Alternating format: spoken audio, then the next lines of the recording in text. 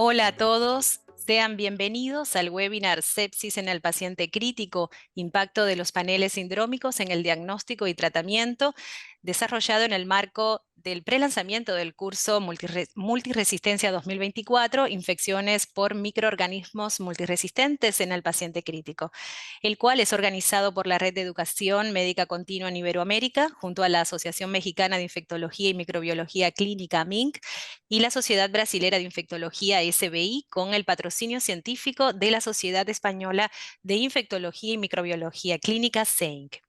Para este evento en vivo contamos con un prestigioso panel de expertos. Nos acompaña, conectado desde España, el doctor Rafael Cantón, quien es jefe del Departamento de Microbiología del Hospital Universitario Ramón y Cajal, profesor asociado en la Universidad Complutense de Madrid, past president de SEINC y past president de UCAST. Muy buenas noches para usted, doctor Cantón. Muy buenas tardes, muy buenas noches desde España y encantado de estar con todos vosotros en este webinar. Tenemos un panel internacional, está conectado desde Argentina el doctor Javier Farina, jefe de infectología del Hospital de Alta Complejidad Cuenca Alta y del Hospital Mariano y Luciano de la Vega en Buenos Aires, exdirector del Comité de Infectología Crítica de la Sociedad Argentina de Terapia Intensiva. Muy buenas tardes, doctor Javier Farina. Bueno, buenas tardes a todos. Gracias, Lea, por la presentación. Gracias a los panelistas por estar acá compartiendo este espacio y sin duda a los que se han conectado para intercambiar ideas y conocimiento. Siempre es bueno. Un saludo. Presentamos a continuación a la doctora Patricia Rodríguez Zulueta, conectada desde México, jefa de la División de Infectología de Adultos del Hospital Dr. Manuel Gea González de la Ciudad de México, profesora de Infectología de pre y posgrado en la Universidad Nacional Autónoma de México, UNAM, y la Universidad La Salle. Muy buenas tardes para usted, doctora Patricia. Buenas tardes a todos, buenas noches también a España. Es un placer estar con ustedes hoy. Y tenemos el placer también de presentar a continuación al doctor Alberto Chevavo, conectado desde Brasil. El doctor Alberto Chevavo es director médico del Hospital Universitario Clementino Fraga Filho y actual presidente de la Sociedad Brasileña de Infectología. Buenas tardes, doctor Chevavo. Boa tarde a todos. Buenas tardes a É todos. um prazer estar com Es un vocês placer aqui estar hoje aquí no con curso, ustedes mais um hoy en curso, este mais um curso, un ano. curso más, un año más. Boa tarde a todos os Buenas pacientes tardes a Brasil, a todos os todo, da a toda la América gente de Latina Brasil y e de da América Europa. Latina, de Estamos Europa. juntos em mais um curso. Estamos juntos en un curso más. Muchas gracias. Aprovecho la oportunidad para comentarle a todos los asistentes que este evento cuenta con interpretación de idioma en vivo. Para ello, deben elegir a través del icono de interpretación el canal de audio de su preferencia. Así pueden cambiar de español a portugués y viceversa. A continuación, un placer presentarles a la doctora Gabriela Zambrano, profesora de Enfermedades Infecciosas e Inmunología Clínica de la Universidad Central de Ecuador, profesora de Clínica Médica de la Universidad Internacional de Ecuador y profesora también de posgrado de la Pontificia Universidad Católica de Ecuador. Además, miembro del Comité COVID-19 de la Asociación Panamericana de Infectología. Muy buenas tardes, doctora Gabriela. Buenas tardes, buenos días y buenas noches. Muchas gracias por la invitación. Un placer poder compartir con ustedes esta tarde. Bueno, y por último, no menos importante, tenemos al conferencista de este evento, al doctor Germán Esparza, profesor de antimicrobianos en los programas de pre y posgrado en microbiología médica de la Pontificia Universidad Javeriana de Bogotá, miembro del panel de expertos en microbiología de CLSI Estados Unidos, consultor internacional en resistencia antimicrobiana de la Organización Panamericana de la Salud. Muy buenas tardes, doctor Germán. Muchísimas gracias. Muy buenas tardes, Lea, y muy buenas tardes para todos mis compañeros de mesa.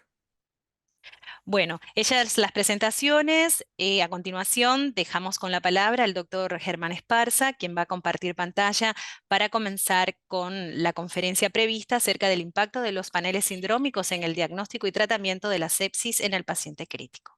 Adelante.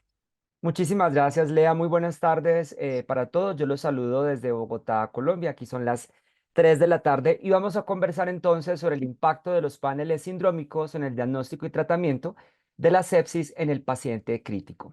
Esta es mi declaración de conflictos. Yo recibo honorarios como consultor y como speaker de la industria que desarrolla equipos de diagnóstico y productos farmacéuticos de terapia antimicrobiana. Es muy importante que sepan sobre esa declaración de conflicto, pero por esta presentación vamos a trabajarlo de la manera más siempre transparente posible con base en la academia. Entonces, yo pienso que el primer punto que es clave en el diagnóstico del paciente con sepsis, y quiero ir directo hacia un aspecto que es fundamental, es la toma de los hemocultivos. En este momento se encuentra una alarma mundial ante la posibilidad de que, de acuerdo con algunas marcas de equipos de hemocultivos, no se cuente con las botellas suficientes para ciertos mercados. Por lo tanto, es clave saber quién necesita un hemocultivo y quién necesita un hemocultivo de control.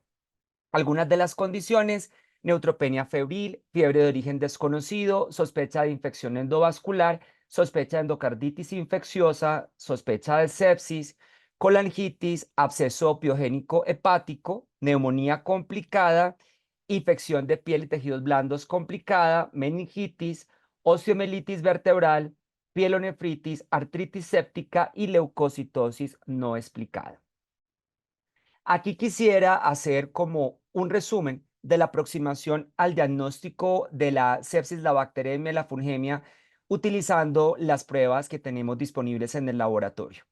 En un paciente en sepsis grave o choque séptico, sospecha o confirmación de una infección endovascular, si estos criterios se cumplen, tomaríamos 2 sets de hemocultivos, 2 botellas aerobias y 2 anaerobias. Si esto no se cumple, hay que mirar cuál es la probabilidad pretest. Si es alta, tomamos 2 sets de hemocultivos, 2 botellas aerobias, 2 anaerobias. Si es intermedia, por ejemplo, con un riesgo de una infección del torrente sanguíneo relacionada con el catéter, un foco desconocido o un foco inaccesible. Y si es baja, no requeriría ese paciente un hemocultivo. Y eso es importante tenerlo en cuenta porque en Latinoamérica nos movemos entre 2 grandes realidades. Uno, que cuando el paciente tiene la indicación de hemocultivos, se toman muy pocas botellas, muy poco volumen de sangre, hay que decirlo, a veces 1 o 2 botellas en pacientes adultos, que es un error, y el paciente tiene la indicación del hemocultivo. O lo otro es que se toman hemocultivos cuando el paciente no lo está necesitando o no es requerido para su manejo. La otra pregunta que es clave resolver es cuándo tomar los hemocultivos de control, siempre que haya aislamiento de Staphylococcus aureus o lugdunensis, debido a la posibilidad de que eso se llame bacteremia refractaria o complicada, lo que definitivamente impacta en la duración del tratamiento, en la posibilidad de pruebas diagnósticas y de imágenes adicionales, pacientes con fungemia, pacientes con enterobacterialis productores de beta-lactamasas de espectro extendido o de carbapenemasas, si el paciente no tiene una buena respuesta, asimismo de Pseudomonas o Acinetobacter baumannii, si la respuesta clínica no es adecuada. Y ahorita estamos viendo un cuerpo de evidencia científica importante sobre los hemocultivos de control que se han venido desestimando en ciertas circunstancias. Un paciente con foco endovascular o riesgo endovascular, por ejemplo, un paciente con una prótesis valvular, probablemente allí sí tomemos unos hemocultivos de control. Si alguna de esas características se cumplen, 2 botellas aerobias, 2 anaerobias, aproximadamente 48 horas después del inicio del tratamiento. ¿Y qué pasa cuando hay Staphylococcus epidermidis y otros SOSA o coagulasa negativa, como les decíamos antes? Hay que descartar contaminación cuando haya hemocultivos positivos para Staphylococcus epidermidis o otros coagulasa negativos y el paciente presente inmunosupresión, un dispositivo de asistencia ventricular o un paciente en choque séptico, que definitivamente hay que saber si es verdaderamente la agente causal ese coagulasa negativa o si se trata de una contaminación y deberíamos explorar otras causas de esa inestabilidad hemodinámica. Recomendaciones generales para la toma de muestras de hemocultivos: antisepsia de la piel, idealmente con clorexidina, alcohol al 2%. Para pacientes adultos, 2 sets, de nuevo lo quiero decir, 2 botellas aerobias, 2 anaerobias, para un total de 4 botellas. Cada una se llena con 10 mililitros de sangre. Algunas excepciones pueden ocurrir en adultos, pacientes con hipovolemia, pacientes con un acceso venoso difícil, pero son casos excepcionales, y en los niños será de acuerdo con el peso y talla del paciente. Si este paciente tiene un catéter venoso central, le tomamos un set, una botella aeróbica y una botella anaeróbica del catéter, y un set a través de la punción venosa. El cultivo de la punta del catéter está desestimado. Habrá condiciones muy particulares, tal vez bajo solicitud médica, pero los cultivos de la punta del catéter, lo que se ha demostrado es que la sensibilidad es muy mala, alrededor del 50%, y sí pueden llevar al efecto contrario, que un médico se sienta presionado por un catéter con un microorganismo allí que definitivamente no es el agente causal de la infección, pero que puede llevar al paciente a tratamiento inadecuado. Transportar al laboratorio las botellas a temperatura ambiente, no preincubarlas, no refrigerarlas y utilizar un sistema automático de monitoreo continuo. Establecer además indicadores de contaminación, no debería superar el 3%. Hemos tenido instituciones en Latinoamérica con tasas de contaminación de hemocultivos casi del 30%. Bien. Impacto de la multiresistencia en bacteremia y sepsis. Esto es muy importante de revisarlo. Este es un metaanálisis del impacto de la mortalidad de la resistencia a los carbapenems en bacteremias por Klebsiella pneumoniae. Esta diapositiva es del doctor Fabián Herrera y lo que nos muestra es cómo impacta en este grupo de pacientes de 1952 tener Klebsiella pneumoniae con resistencia a los carbapenems comparativamente con Klebsiella pneumoniae no resistentes. Si miramos en este trabajo, encontramos que de los predictores de la mortalidad hospitalaria, el inicio de terapia antimicrobiana no efectiva es un predictor importante de mortalidad. Y dentro de los predictores para recibir terapia inicial inapropiada en estos pacientes está la resistencia antimicrobiana, la multidrogoresistencia, como un principal factor de lejos importante para que esos pacientes reciban una terapia inicial que no cubre los microorganismos que están causando la sepsis de este paciente crítico. Ahora, en este trabajo también hecho de nuestro amigo el doctor Herrera, se encontró que en el subgrupo de pacientes neutropénicos es aún peor. Bacterias resistentes a carbapenems, en este ejemplo tomó meropenem, lo que se ve es una sobrevida muchísimo menor comparativamente con bacterias sensibles a los carbapenems, y esto es algo que estamos encontrando cada vez más en nuestros países. ¿Cuál es la necesidad entonces de paneles sindrómicos que no solamente detecten el microorganismo, sino además genes de resistencia antimicrobiana en estos hemocultivos positivos? Esta es la cruel realidad. En el día 1 tomamos la muestra. El día 1 el doctor, por ejemplo, infectólogo solicita los hemocultivos o el intensivista y arranca una terapia antibiótica empírica, que en nuestros países, hay que decir la verdad, o es carbapenem, o es piperacilina tazobactam, o es cefepime, lo que la mayor parte de instituciones utilizan. Pero ya vemos que si los hemocultivos fueron tomados en un volumen inadecuado, pues ya de entrada vamos a la pérdida, porque ya vamos a tener una recuperación muy mala. Luego, pita la botella, que decimos nosotros, se detecta la positividad. Hacemos una coloración de Gram. Aquí vemos bacilos Gram negativos, pero pues el Gram nos puede ayudar y a orientar, pero la verdad es muy difícil hacer ajuste solo con la coloración de Gram. A veces pita una sola botella y las demás van negativas. Tenemos que hacer un subcultivo porque las pruebas de susceptibilidad las estamos haciendo la mayoría de laboratorios a partir de colonias en agar. Ya hay forma de hacerlo directamente de la botella de hemocultivos. Tanto nuestros colegas y grandes amigos de EUCAS como nosotros en CLSI tenemos protocolos para antibiograma directo, no es implementado de rutina. Y hay que decir la verdad, y esto se lo dirijo al doctor Cantón para que lo sepa como contexto, y es que la región de Latinoamérica se ha desestimulado, diría yo, el uso de la discodifusión. La verdad, hemos tenido problemas de backorder, de poca disponibilidad de los sensidiscos para realizar los antibiogramas, y lo quiero decir con mucha claridad. Una de las cosas que nos informaron es que no teníamos problemas de disponibilidad del papel del cual se fabricaban, pero hemos tenido poca disponibilidad de recursos. Y luego en el día 5 se hacen los antibiogramas. Entonces pueden ser 5 días hasta obtener un resultado final completo para que el médico tratante o el infectólogo, en el caso que llegue a revisar el paciente, haga la terapia dirigida y el ajuste.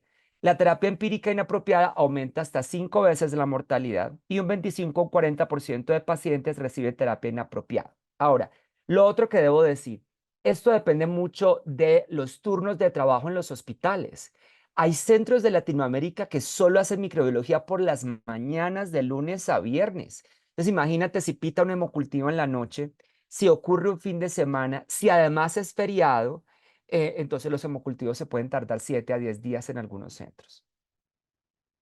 Esta es también la cruel realidad del panorama de la resistencia en las Américas. Aquí tenemos colegas y amigos de México que tienen unas tasas de BLES supremamente altas en la E. coli, pero miremos que tenemos una alta resistencia para la E. coli, más del 20-25% en la mayoría de países, y de Klebsiella pneumoniae en casos como Colombia, Perú, por ejemplo, los amigos del Ecuador, también los amigos, por ejemplo, de Bolivia, la Argentina, los amigos del Brasil, tiene una tasa de resistencia mediada por betalactamasas de espectro extendido bastante elevado.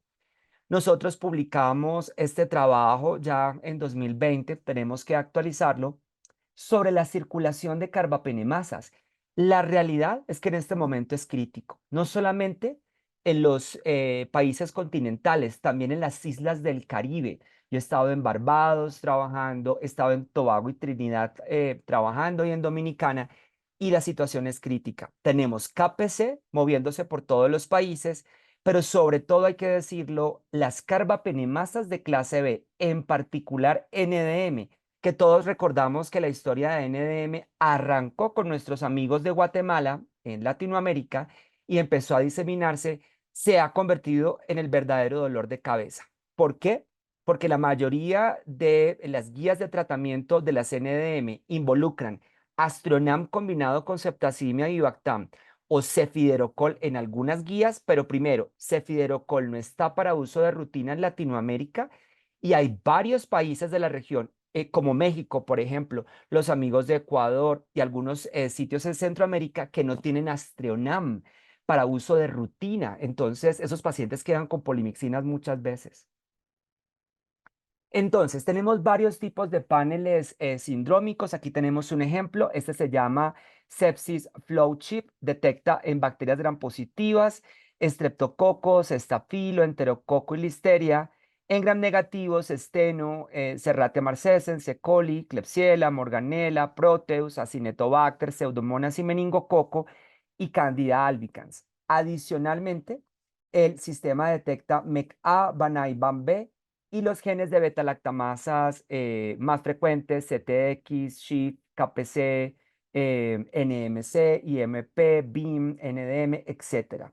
Quisiera recordarles que es fundamental que cuando adquieran estas plataformas, sobre todo porque estamos ahorita inaugurando este preámbulo del curso de resistencia antimicrobiana del paciente crítico, al cual agradezco la invitación a este evento.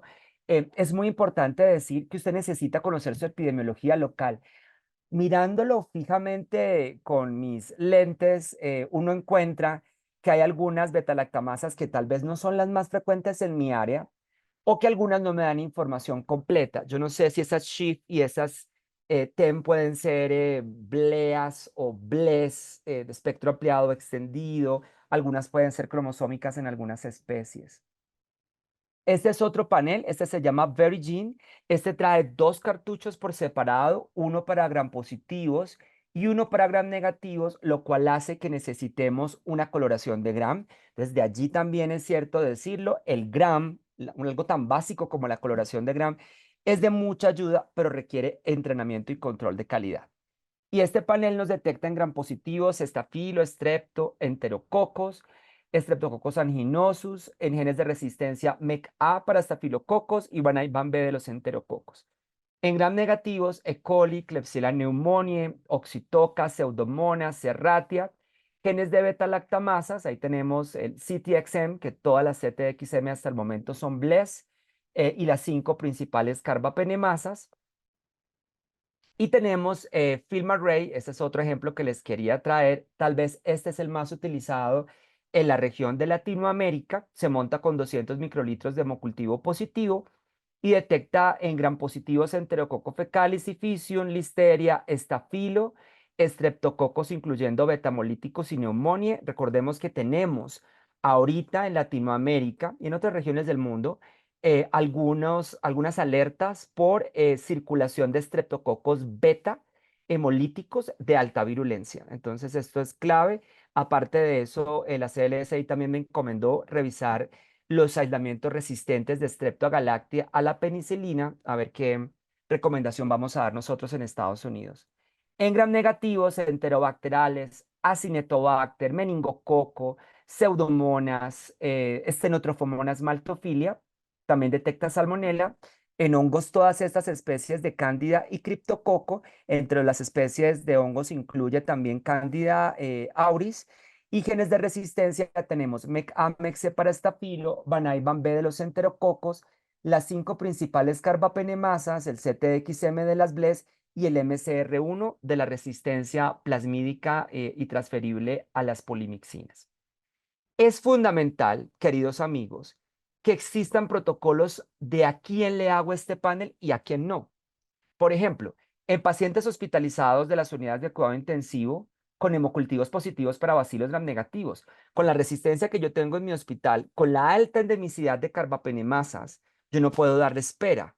Pacientes con levaduras en el gram, pacientes con signos de sepsis y bacilos gram positivos, si hay factores de riesgo de listeria, paciente con cocos gram positivos en racimos de uvas, pero en el escenario de choque séptico, que me lo indique el intensivista o el infectólogo, o una infección con foco piógeno en piel, en tejidos blandos, en hueso, paciente que la tomografía muestra empiema, pacientes en los que se observen cocos gram negativos y tengan clínica compatible con sepsis o con infección del sistema nervioso central, porque podría ser o meningococo o podría ser Acinetobacter. Acinetobacter también es cocoide, y pacientes con signos de sepsis y con inmunosupresión severa y sostenida. Pero habrán escenarios donde yo no lo haga.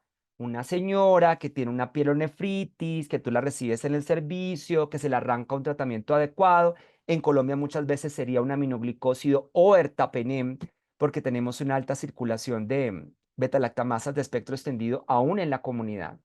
Y la paciente mejora, le tomaron hemocultivos por alguna razón y dieron positivos y son bacilos, pero la señora va súper bien, está estable.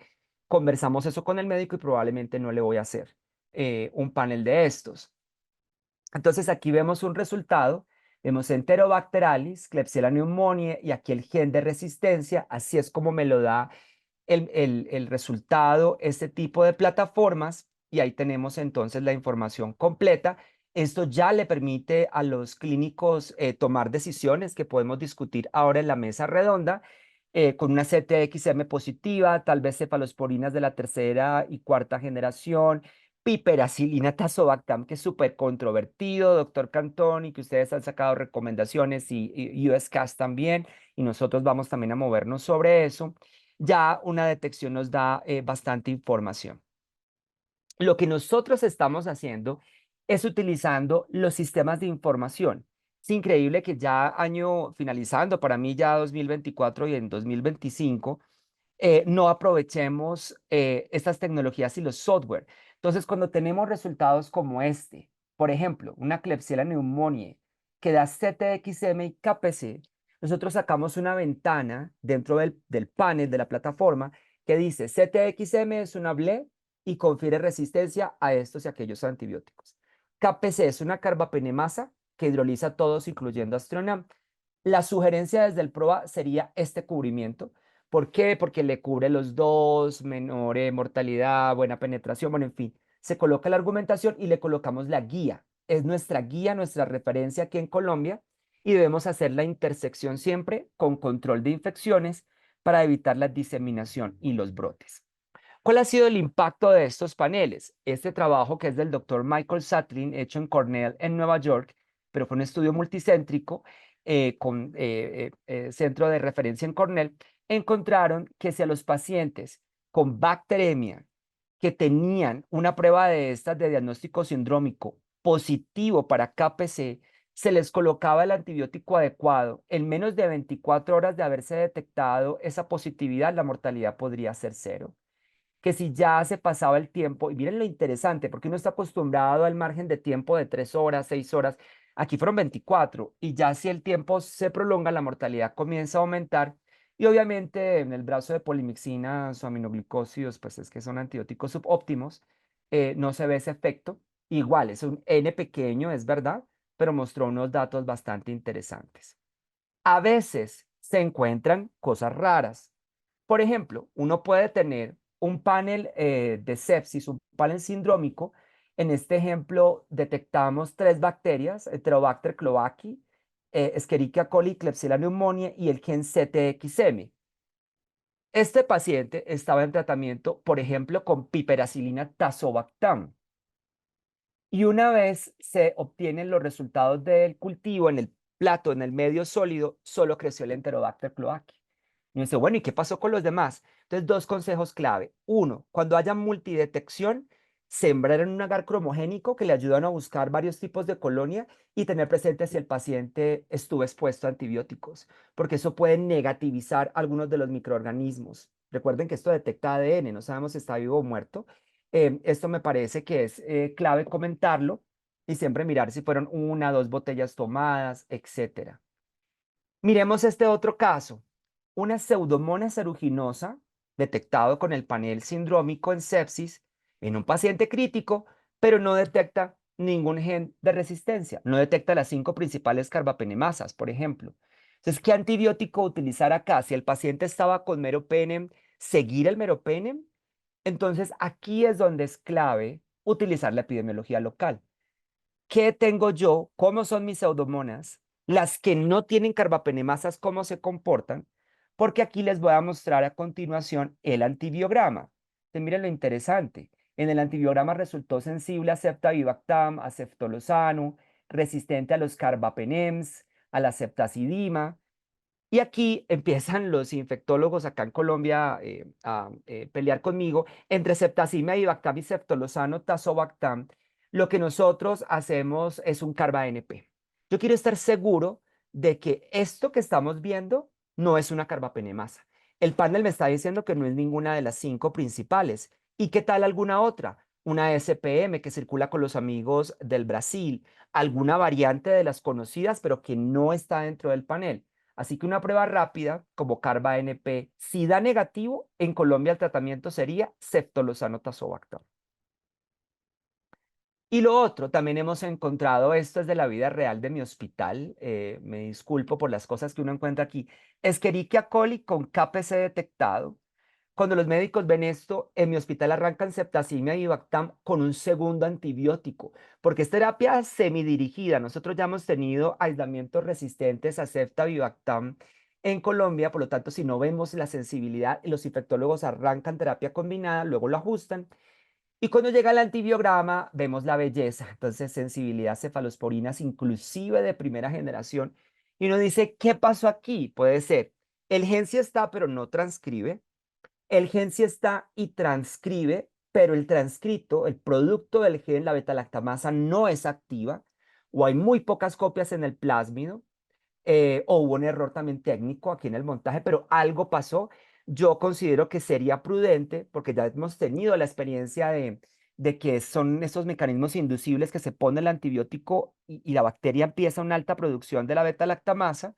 Por lo tanto, nosotros preferimos editar esos antibióticos a resistente y solo dejamos sensible ceftazidime con avibactam, que es lo que tenemos nosotros disponibles ahorita para uso en pacientes.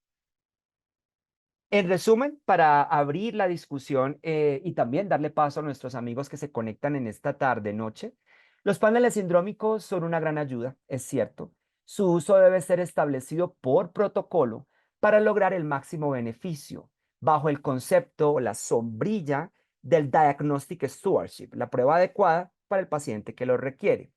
La interpretación del panel debe involucrar la bacteria o el hongo, y en el caso de la bacteria, el gen de resistencia detectado.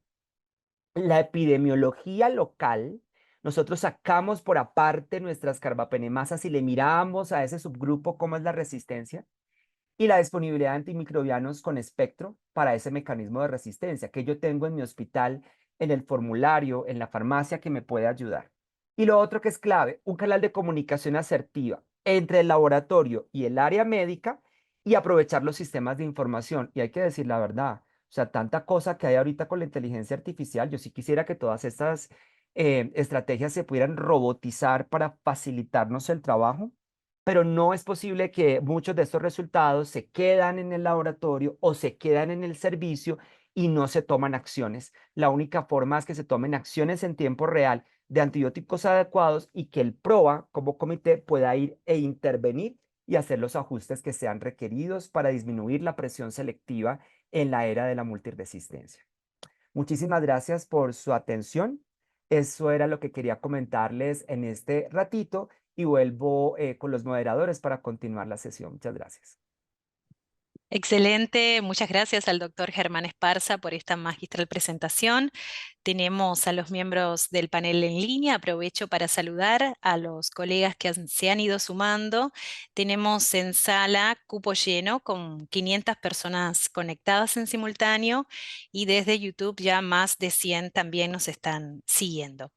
Dejo al doctor Javier Farina con la palabra. No sé si usted quisiera abrir el intercambio. Sí, buenas tardes. Bueno, primero, como siempre, gracias Germán. Siempre excelente, lindas diapositivas aparte y muy concretas con la comunicación, lo cual siempre es muy bueno. Eh, una de las preguntas disparadoras que tenías, al menos creo que la contestaste bastante respecto a la particularidad de encontrar una pseudomonas, ¿no? En estos paneles sindrómicos y cómo uno lo analiza y lo evalúa desde el punto de vista ya epidemiológico, porque como bien sabemos, en muchos casos las carbapenemasas o las beta-lactamasas en general no es el problema de la resistencia ahí. Pero empiezo con una pregunta quizás más macro, más grande, para la opinión de todos. Me interesa también escucharlo a Rafa, al doctor Chevavo. ¿Qué nos ha pasado con el diseño de los estudios de que no hemos podido encontrar una marcada disminución de la mortalidad con el uso de los paneles sindrómicos, ¿no? Entonces, ahí es algo que a todos nos gustaría estar viendo para poder defenderlos, como creo que muchos los defendemos, pero no podemos llegar a encontrar ese outcome duro en el paciente séptico. Los escucho. Rafa, Germán. Claro, voy a empezar y le doy la palabra al doctor Cantón. Muchas gracias, doctor Farina, por la excelente pregunta. Yo creo que debemos también pensar desde el punto de vista del diseño de estudios, estudios de impacto en mortalidad y estudios de impacto en costo-efectividad. Algunos se han hecho con algunos desenlaces interesantes, pero siempre es perfectamente lo que dice. Siempre la gente te contesta, bueno, ¿y la mortalidad dónde está? Pues sí, se ahorra, pero entonces, yo lo que creo es que hay un tema de financiamiento. Los estudios de mortalidad involucran un N muy grande de pacientes, un reclutamiento que es difícil y pesado y en este momento, inclusive en los Estados Unidos, nos estamos viendo en dificultades para conseguir dinero de investigación. Entonces yo creo que hay un tema de financiamiento que es importante. Lo otro que también me parece que es muy importante también en términos de esos estudios es poder encontrar la variabilidad, hacerlo multicéntrico, entonces utilizar nuestros países porque tenemos realidades distintas y muy bien estratificados los mecanismos de resistencia. A veces uno mira que hay algunos trabajos en Europa que muestran diferencias entre metalos, serina y tal, los italianos lo demostraron. Entonces yo pienso que ahí cuando uno viene a tratar de extrapolar es donde viene un poco la discrepancia. No sé, Rafa, ¿tú qué quisieras aportar?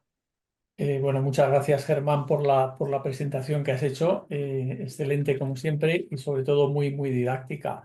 Yo creo que Javier, esa es lo que nos gustaría a todos, ¿no? Que cuando implementamos una prueba nueva o estamos tratando de mejorar el diagnóstico microbiológico tenga un impacto en mortalidad. Yo creo que esto se debe a varias razones, ¿no? El que no lo consigamos demostrar de forma eficiente. Primero, una de ellas, la que ha comentado Germán, necesitamos una N muy grande para poderlo demostrar estadísticamente. Y luego yo creo que lo segundo es que las cosas se hacen razonablemente bien, la atención de los pacientes ha mejorado durante los últimos años, tenemos unos mejores tratamientos y probablemente la ventana de oportunidad cada vez es más complicado de esa mejora y por lo tanto esas diferencias es más complicado encontrarlas. Esto nos ocurre también, por ejemplo, cuando vamos a aplicar las pruebas de sensibilidad rápida, los sistemas que tenemos para hacer el antibiograma versus lo que sería tradicional en este caso. Esa ventana de oportunidad va siendo cada vez más pequeño y por lo tanto las diferencias que vamos a tratar de demostrar posteriormente es más difícil. Esto no quita para que, aún no demostrando la mortalidad, el beneficio de mortalidad, tenga unos beneficios enormes, ¿no? Esto se ha demostrado, por ejemplo, en las actuaciones de los equipos PROA. Cuando mejoramos el diagnóstico, reducimos el tiempo de respuesta o utilizamos estos paneles sindrómicos, la aplicación de los criterios PROA, del antimicrobial Stewardship, es muchísimo mejor y por lo tanto tiene beneficios para el paciente. Desde el punto de vista económico es más fácil probablemente demostrarlo porque lo que sí han sido eficientes es, por ejemplo, en disminuir el tiempo de estancia. Y siempre que disminuyamos el tiempo de estancia, aunque sea muy poco, aunque sea un día y medio o 2 días, eso va a tener, si lo multiplicamos por el número de pacientes, un impacto económico muy grande. Es decir, que aunque no demostremos eficientemente ese beneficio en mortalidad, tiene otros beneficios que son inherentes a la utilización de estas pruebas. Muchas gracias a los dos. Recuerden para el auditorio, sí, doctor Chevavo, perdón.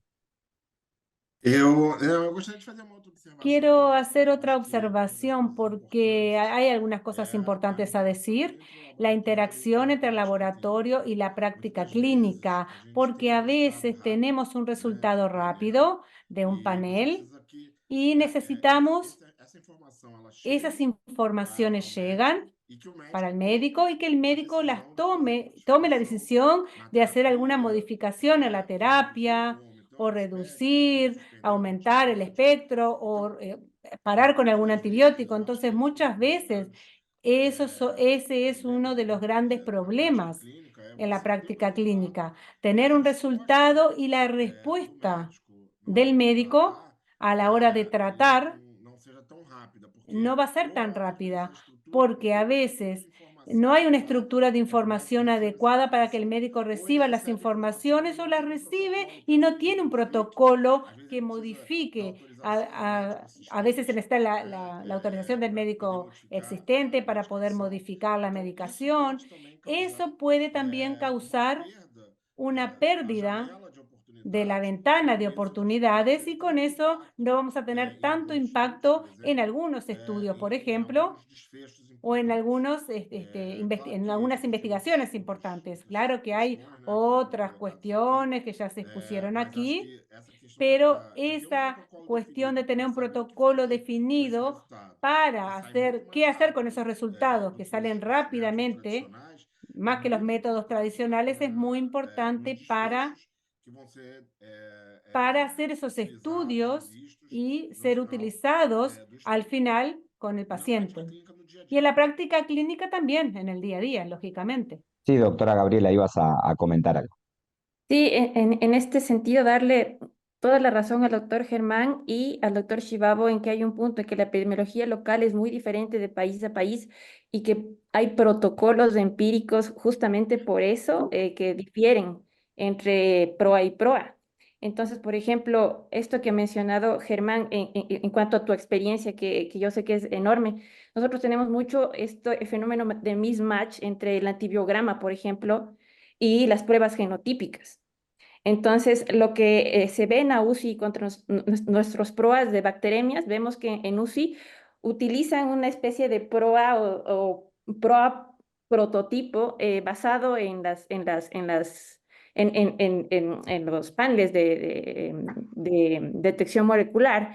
Pero resulta que el antibiograma y la concentración mínima inhibitoria a veces difieren, como tú has mostrado, y entonces en ese sentido el armar un algoritmo que sea latinoamericano no va a ser posible, ¿sí? Entonces, por ejemplo, a lo que nosotros nos ha pasado es que no tenemos MSR1, no tenemos el gen detectado para polimixina y colistina. Y aún así sabemos, por ejemplo, que tenemos resistencia en esas mismas cepas, pero por otros motivos, como por ejemplo mutación del lípido A, ¿sí? Entonces se nos hace imposible de pronto un empírico con colistina en unidad de cuidados intensivos, ¿sí? Aunque nuestros datos no tengan detección de MSR1, ¿sí? de pronto no es la misma realidad para Brasil o para Perú. Entonces, hacer outcomes estandarizados para medir mortalidad o diferentes desenlaces para un estudio sería demasiado complejo. Eso no quiere decir que no exista beneficio, un beneficio real en la disminución de la estancia hospitalaria y en el tiempo de respuesta, ¿no? Muchas gracias, Gabriela. Tomo un poco, agradezco al doctor Alberto Chevavo por la respuesta, porque también me da pie de vuelta a invitarlos obviamente al curso que va a iniciar en el mes de octubre, ¿sí? Sobre los gérmenes multiresistentes y el paciente crítico. Este es un punto de partida para meternos en tema. Y tenemos dentro del curso una charla programada que es sobre la comunicación efectiva de los resultados microbiológicos, ¿sí? Así que eso, sin duda que le damos muchísima importancia y gracias por comentarlo, porque está claro que tener métodos rápidos sin una buena vía de comunicación de ese resultado al médico que va a decidir el esquema dirigido o semidirigido, como a veces le decimos, es muy importante. Así que sí, el curso va a tener una charla sobre esto y le damos muchísima importancia, ¿sí? Hay una pregunta en el foro, pero quería abrir también el juego con otra pregunta, también para la doctora Patricia, su opinión, Germán nuevamente. Hablamos recién del panel sindrómico en los hemocultivos, ¿no? ¿Cómo les está yendo, como decimos acá, con el panel respiratorio? ¿Sí?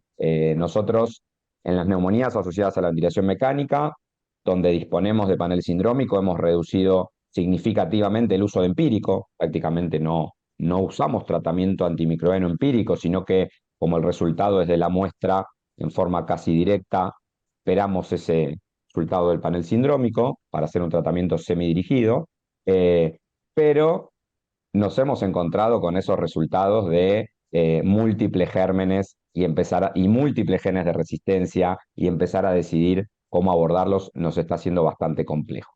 Así que con esta introducción les pregunto la opinión de los paneles respiratorios, principalmente del paciente crítico, del paciente con neumonía asociada a la ventilación mecánica. Doctora Patricia. Gracias, gracias. Yo creo que no hay duda que los paneles han venido a revolucionar resultados en tiempo, o sea, creo que eso no hay duda. Creo que sin duda es prioritario también tener mucha claridad de lo que les está pasando a los pacientes, porque si no tenemos el síndrome completo, y esto es importante para los intensivistas, si solo tenemos el resultado del panel respiratorio, pero no tenemos los criterios de neumonía, vamos a tener resultados sin que necesariamente correspondan a un síndrome clínico. Y entonces ahí es la pregunta de el paciente se puso mal durante la guardia y que la política de stewardship y los infectólogos con los intensivistas tengan algoritmos, pues como ya lo explicó Gaby, muy, muy claros, y creo que le pasa más al panel respiratorio que a otros paneles. O sea, vamos a encontrar y en qué se va a traducir. Y de repente, pues sí, los pacientes en la terapia todos están graves, y no necesariamente todos corresponden a lo que estamos encontrando. Creo que eso es lo que yo diría. Tenemos que tener mucha claridad como del algoritmo y de otras herramientas que también nos ayudan a saber si estos infiltrados que estamos viendo sí corresponden a un foco neumónico o no corresponden a un foco neumónico y más bien como a sobrecarga, ¿no? Creo que tenemos que tener herramientas no necesariamente microbiológicas o de la parte de infecto, sino de la parte que ya está demostrada del ultrasonido e imagen, que nos ayuden a tener algoritmos que incluyan sí estos paneles, pero también los criterios, ¿no? Germán. Muchas gracias. Lo que iba a adicionar es precisamente reforzar el tema de la elección del paciente adecuado. Doctor Farina, si me permite, aquí solo le muestro en la pantalla lo que nosotros hacemos para montarlo, porque yo lo haría el lavado broncoalveolar, pero desafortunadamente en nuestros países ya no, después de la pandemia nos quedó como herencia de que se hacen cada vez menos y tenemos mucho más acceso a tomar un aspirado traqueal, pero esto nos puede llevar a veces a múltiples detecciones, como lo comentabas. Entonces, miramos pacientes con 48 horas de hospitalización en salas o en UCI, con un lavado broncoalveolar, un aspirado traqueal que además presente alteraciones sugestivas de neumonía en la radiografía de tórax, más 2 de las siguientes condiciones: leucocitosis, fiebre y secreciones purulentas demostradas con un GRAM, no solamente el aspecto o el color. Y si la probabilidad de infección es baja o moderada, hacemos la procalcitonía, porque ya no la estábamos usando como de entrada. Eso ha venido cambiando, pero creo que cada centro debe establecer sus protocolos para poder obtener los mejores resultados, doctor Farina. Bueno, muchas gracias. Sí, sin dudas el enfoque del diagnóstico clínico, ¿sí? Que nos haga elegir la mejor muestra para el diagnóstico microbiológico, pero con el diagnóstico clínico por encima y con mucha fortaleza, ni que hablar en esta patología de la neumonía o sea la ventilación mecánica que tantos dolores de cabeza nos trae en cada día de recorrida, ¿no? Sí, yo a eso le agrego un comentario personal. A esos criterios le agrego siempre y le pongo mucho énfasis al deterioro en la oxigenación, ¿sí? Yo considero que sin deterioro de la oxigenación, al menos el paciente no necesita un tratamiento antimicrobiano empírico, ¿sí? Le agrego a esos criterios que son los clásicos de Tejerina, lo que vos mencionabas ahí, Germán. Y gracias por la respuesta a todos. Bueno, les leo una pregunta del foro, es una pregunta bastante clásica, ¿sí? Doctor Chevavo, Gabriela, Rafa, sobre una bacteriemia por Klebsiella pneumoniae con NDM, cuando no tenemos disponible ceftazima, Peibactam y Asperonam. ¿Cuáles son los antimicrobianos denominados antiguos o reflotados, aunque incluimos acá la tigeciclina, fofomicina, micacina y colistin, que ustedes utilizan o recomiendan en este escenario para tratar esta infección? Rafa. Vamos a ver, desgraciadamente, claro, aquí es no tener ceftazima viactam, no tener Asperonam para hacer esa combinación entre estos dos fármacos. Con esta combinación podríamos a lo mejor pensar en cefiderocol, pero bueno, desgraciadamente en algunas cepas que tienen NDM pues no funciona tampoco, pero entiendo que si no hay ceftazima viactam no va a haber cefiderocol y las opciones son las que han puesto ahí. Quizás yo quitaría de esas opciones la fosfomicina, ¿no? Klebsiella pneumoniae podríamos decir incluso que es intrínsecamente resistente a fosfomicina, tiene unas CMIs muy altas y por lo tanto no vamos a llegar a lo que es el objetivo terapéutico utilizándola, ¿no? Incluso en combinación, pues hay dudas de que tuviese efectividad. Nos queda, por lo tanto, la colistina en este caso, que podría ser un tratamiento. Y el ejemplo que nos ha puesto es la NDM, ¿no? Ahí no podríamos o no deberíamos utilizar un carbapenémico a no ser que demostrásemos que la CMI pues, entra en unas concentraciones mínimas inhibitorias que estuviesen entre 4 2 microgramos por mililitro. Es raro que siendo una NDM tenga esa concentración mínima inhibitoria. Otra cosa sería con una cepa, con una BIN, donde en este caso, pues si tiene una CMI que es inferior a 4 microgramos por mililitro, pues podríamos utilizar un carbapenémico, pero siempre en asociación con otro antimicrobiano. Ha nombrado también la persona que preguntaba los aminoglicósidos y siempre estos deberíamos utilizarlos en asociación. No ha nombrado las quinolonas, ¿eh? Las quinolonas, bueno, ahí estaríamos obligados a hacer un estudio de sensibilidad, ¿eh? Bueno, pienso que sí, pues, pero en el peor de los escenarios, en un hospital público, en el día tras día, como nos toca, pues para NDM solo tenemos dos opciones, que es o bien tiaciclina o en sinergia con polimixina o colistina, ¿no?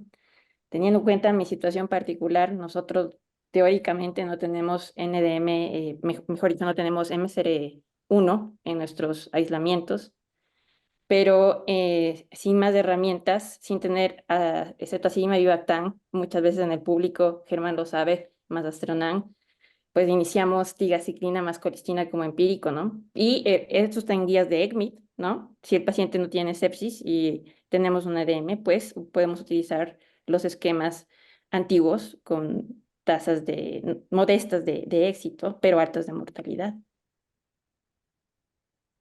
Muchas gracias, Gabriela. ¿Algún comentario más de la pregunta? La única preocupación que es tratando de bacteriemia,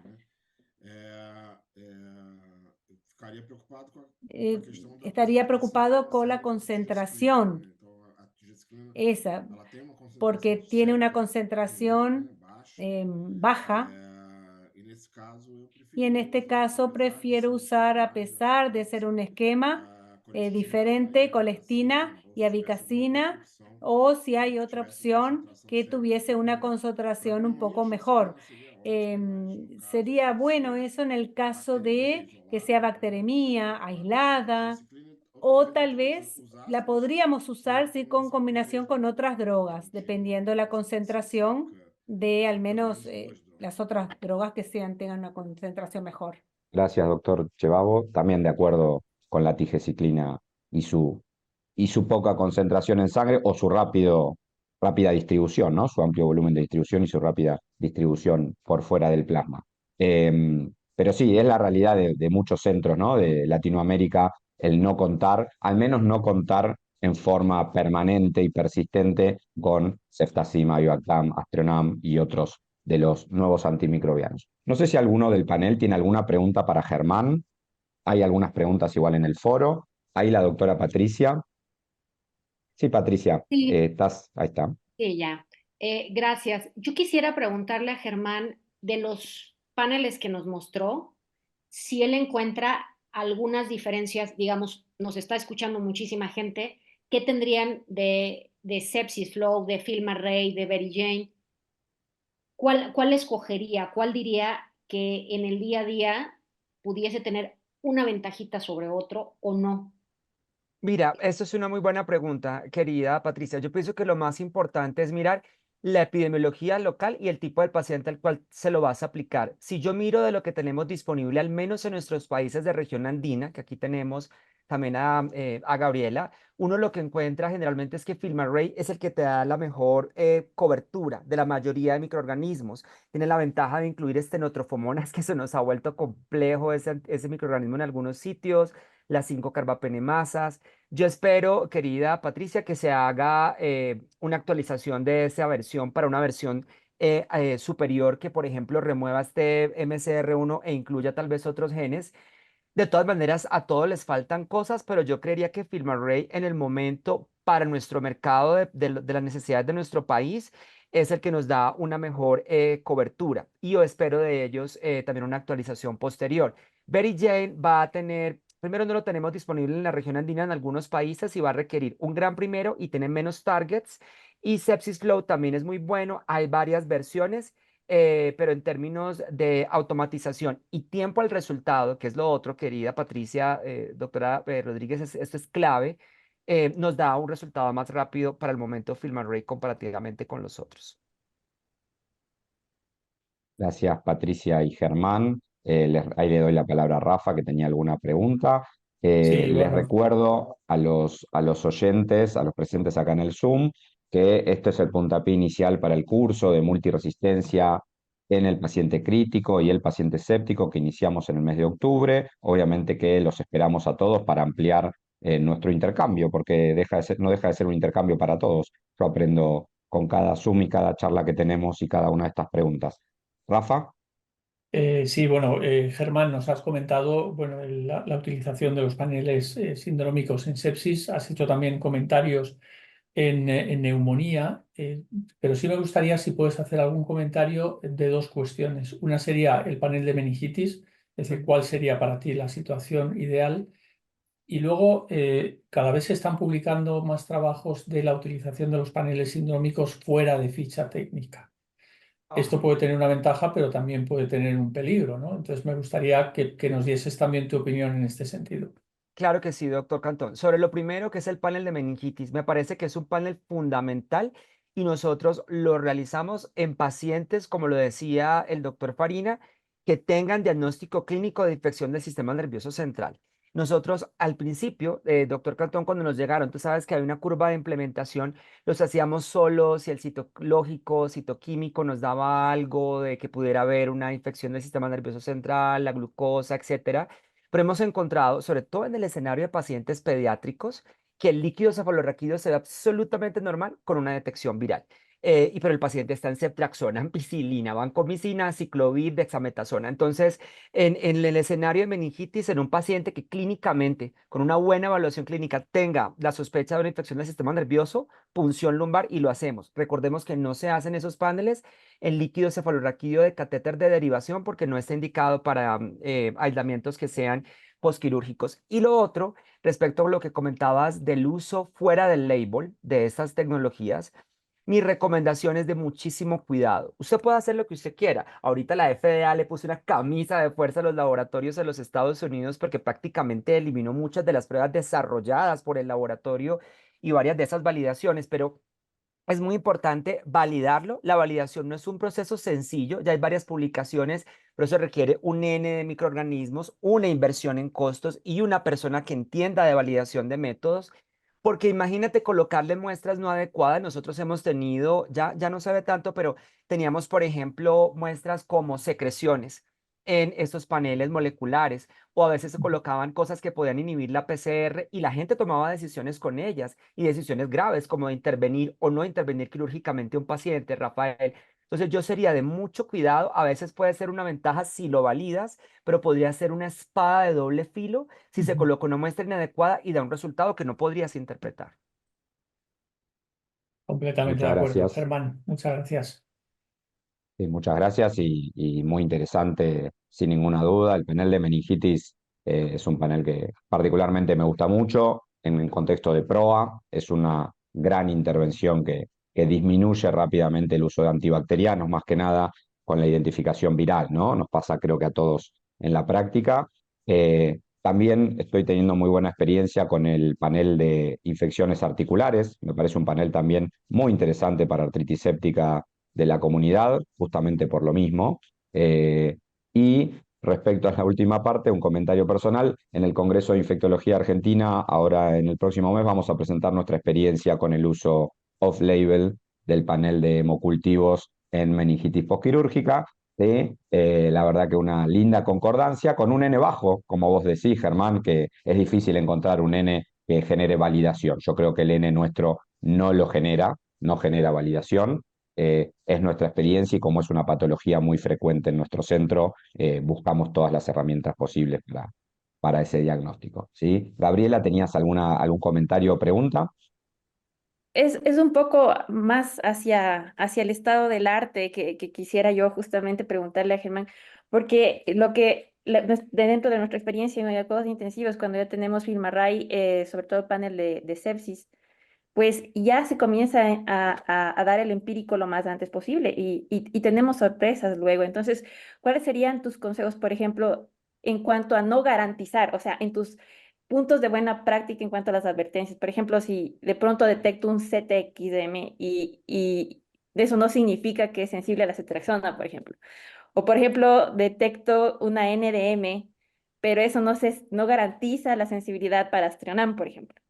O sea, ¿cómo estar un paso más adelante? O sea, ¿cuáles serían tus puntos de buena práctica y tus consejos de experto? Muchas gracias, Gabriela, y me encanta discutirlo contigo y con todos los miembros de esta mesa porque somos docentes y estamos en la obligación de enseñar y dar algo de claridad sobre esto. A mí me parece que lo importante es apoyar en la interpretación. Yo pienso que hay que ser, mira, y espero que todos mis compañeros de la mesa piensen igual, es el uso de estas tecnologías y la interpretación de esos genes de resistencia requiere un cierto nivel de expertise. O sea, esto ya requiere un conocimiento superior, un entrenamiento continuo. Y lo otro que yo diría, Gabriela, es, por ejemplo, si yo tengo detección de CTXM, ¿qué significa? Significa que cefalosporinas, piptazo podrían tener problemas, Astronam, etcétera. Si no lo tengo, ¿qué significa? No me dice que la ceftriaxona es sensible, porque pudiera haber AMSE plasmídico, AMSE cromosómico, BLES, etcétera. Entonces, tratar de hacer eso. Y lo tercero que yo diría, Gabriela, que me parece importante es armonizar. Y en algunos hospitales, y te lo digo con aprecio porque visito el Ecuador, tú sabes, desde hace muchos años, en algunos centros donde el área de molecular es separada del área de microbiología, uno encuentra más problemas, porque se va el resultado de lo molecular diciendo KPC o NDM y llega el resultado del antibiograma diciendo sensible a todo. Entonces yo creo que hay que armonizarlo. En eso el software nos tiene que ayudar y la IA, la inteligencia artificial, para ponerle la R a los antibióticos que definitivamente no van. Muchas gracias, Germán. Estamos prácticamente en tiempo, igual podemos extendernos entre 5, 8 minutitos más. Ahí la veo que apareció Lea de vuelta en video, con lo cual nos está cerrando la sesión, por más que estemos divertidos acá. Pero bueno, me gustaría algún comentario final de cada uno de los miembros de la mesa, o comentario o una nueva pregunta. Como les dije, tenemos unos minutitos, pero que cada uno pueda hacer su aporte. De mi parte, agradecer. Sí, de mi parte, agradecer. Yo ya hice varias intervenciones, así que agradecer a todos los que dispusieron de su tiempo para estar acá. Siempre es gratificante encontrarnos, ni que hablar de Latinoamérica, España, Brasil, y ver nuestras experiencias para afrontar esta pandemia de la multiresistencia en la que nos encontramos. Así que les agradezco y los escucho. Doctor Chevavo. Primero voy a aprovechar para agradecerles también y despedirme, pero quería hacer una pregunta para Germán, que es sobre la detección. Vimos mucha detección en los paneles, pero en los demás paneles también respiratorios, con una detección importante, con más de un virus, un microorganismo, bacterias, por ejemplo, en paneles de neumonía. Quería ver tu experiencia sobre eso, que es una discusión que se da mucho sobre aprender a utilizar esos métodos. Y ya aprovecho también para despedirme, para agradecerles a todos por esta instancia e invitarlos para el curso porque realmente va a ser excelente y nos va a dar mucho conocimiento. Muchísimas gracias, doctor Chevavo, gran amigo. Yo te contesto en español. Lo que iba a decir es, claro, nosotros tenemos codetecciones en el respiratorio, pero tenemos muchas más en el gastrointestinal, en el GI. Entonces vemos E. coli de varios tipos, de las enteropatógenas, y el virus y el parásito, y a veces empezamos a dudar sobre eso. Yo creo que lo más importante siempre es que desde el inicio haya una indicación clínica. Esto es diagnóstico sindrómico, entonces podemos detectar muchas cosas que llevan a una sintomatología y signos y síntomas similares, pero me parece que la clínica es fundamental. Yo lo otro que tengo que decir es que recuerden que esos paneles detectan ADN, no detectan la bacteria viva o muerta. Entonces a veces uno encuentra que el paciente está resolviendo, pero está la detección, entonces la gente entra en pánico, pero yo le digo, pero el paciente ya está resolviendo, o a veces llegan los resultados y el paciente ya se pudo desescalar. O sea, a veces pueden haber estas discrepancias, pero me parece que la respuesta clínica es clave. En el caso de la gastrointestinal es muy importante mirar el tipo de diarrea, si es invasiva o no, las características y el nexo epidemiológico. Eso no se puede evitar nunca de preguntarlo. Pero esa es mi recomendación fundamentalmente. Y en respiratorios, ideal lavado broncoalveolar, sino una buena muestra de aspirado traqueal, que la coloración de Gram te demuestre que la muestra es óptima. Y yo nunca considero que, por ejemplo, Staphylococcus aureus, aunque en un recuento bajito lo podamos tener, que la gente cree que es una colonización, hay datos que muestran que el uso previo de antibióticos puede negativizar el cultivo y bajar los BINs, las copias en la PCR. Eso ya está demostrado. En resumen, para terminar, quiero agradecer la invitación a este evento de RedMed, a Lea por toda la logística, la invitación, el aprecio, y a mis colegas de la mesa por su expertise, por su trabajo y acompañamiento, y obviamente a nuestros asistentes esta tarde. Muchas gracias. Doctora Patricia. Muchísimas gracias a todos los que nos acompañaron el día de hoy, tanto a la transmisión en vivo como que están en YouTube. Los invito a que continúen en el curso, en la siguiente sesión. Y bueno, creo que no voy a ser muy repetitiva. Lo que es quién es nuestro paciente, que el pedirle este panel haga sentido con lo que está teniendo en ese momento el paciente, tener el síndrome muy claro, y creo que a partir de ahí cada institución, cada región, cada país tendrá que hacer sus algoritmos con la finalidad de realmente aprovechar estos paneles y que veamos un impacto en los desenlaces de nuestros pacientes. Gaby, ¿algún comentario de cierre? Sí, no, muchísimas gracias por la invitación. Un honor poder estar con ustedes. y tener en cuenta que, bueno, ahora todo el mundo habla de monkeypox, de otras circunstancias, pero la real urgencia que yo pienso que también estamos viviendo actualmente son los 8.600.000 infecciones que se podrían haber evitado con una antibiótico-terapia bien escogida gracias a una prueba molecular bien llevada a cabo en el momento indicado y en el paciente indicado también. Y nada, pues la resistencia a los carbapenémicos nos une, las dobles carbapenemasas nos une y un llamado a seguir educando sobre estos aspectos en conjunto, ¿no? Haciendo salud global, comparando todo lo que nosotros tenemos para poder construir guías latinoamericanas. Ojalá algún día suceda. Un gusto compartir con ustedes. Gracias, Gaby. Rafa.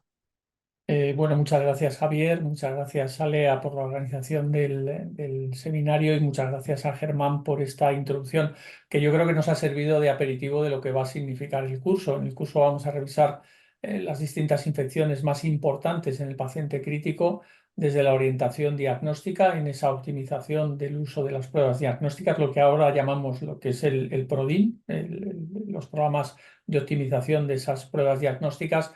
Y muchas veces decimos que no hay PROA sin PRODIN. Necesitamos poderlas interpretar para mejorar su utilización y mejorar posteriormente ese uso de antimicrobianos. Animaros a apuntaros al curso. Muchas gracias a todos.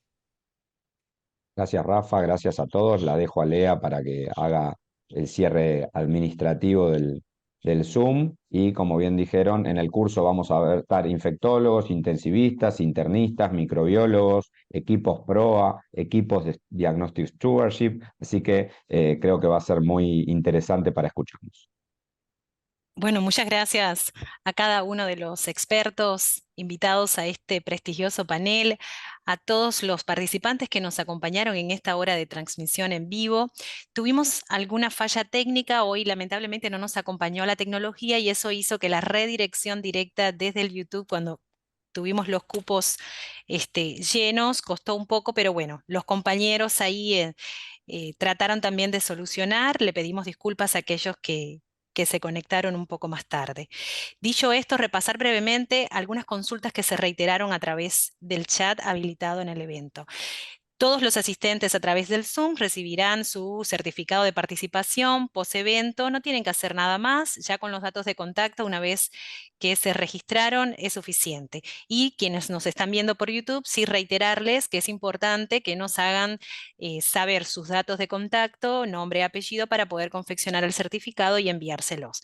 Muy bien, la invitación está hecha entonces, los esperamos en campus el 9 de octubre para poder llevar adelante este excelente curso dedicado a la multiresistencia en el 2024. Buena jornada. Nos vemos en campus. Gracias.